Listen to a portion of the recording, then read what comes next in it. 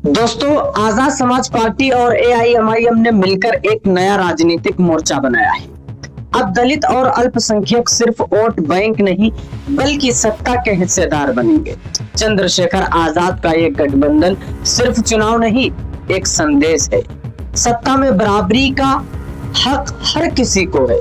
ये नई राजनीतिक है, नई सोच है और शायद भारत की अगली बड़ी सियासी लहर की शुरुआत। दोस्तों, आज हम बात कर रहे हैं देश के दो बेबाक नेताओं की, चंद्रशेखर आजाद और असदुद्दीन ओवैसी।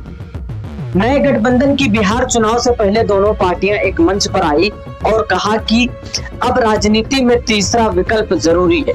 आजाद ने साफ कहा, हम सिर्फ वोट नहीं देंगे, अब हिस्सेदारी भी मांगेंगे। उनका कहना है कि दलित, पिछड़े और अल्पसंख्यक वर्गों को सत्ता में बराबर की जगह मिलनी चाहिए। दोस्तों, ये गठबंधन एक संदेश है कि अब वंचित तबका सिर्फ भीड़ नहीं रहेगा बल्कि सियासत की दिशा तय करेगा। दोस्तों, देश की राजनीतिक में एक बड़ा मोड़ आया है जब दलित और अल्पसंख्यक आवाजें एक मंच पर आई। चंद्रशेखर आजाद की आजाद समाज पार्टी और असदुद्दीन ओवैसी एआईएमआईएम ने मिलकर बिहार से तीसरे मोर्चे की शुरुआत की। चंद्रशेखर आजाद ने साफ कहा, जब कोई हमें वोट बैंक की तरह इस्तेमाल नहीं करेगा।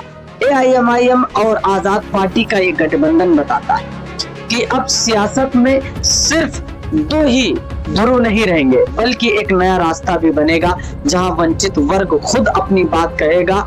एकदम चुनाव रणनीति है बल्कि एक सामाजिक संदेश है कि लोकतंत्र में बराबरी का सपना सिर्फ संविधान में नहीं, सत्ता में भी देखना चाहिए।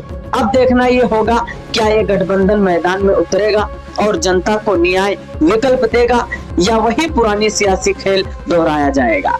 लेकिन एक बात तय है, आवाज उठ चुकी है और अब उसे दबाना मुश्किल होगा। अब हक की सियासत शुरू है। चंद्रशेखर आजाद बोले, अब सिर्फ वोट नहीं, हिस्सेदारी चाहिए। दोस्तों, इस गठबंधन के मुकाबले में कौन खरा उतरता है, आप कमेंट बॉक्स में जरूर बताना। तब तक के लिए खुदा।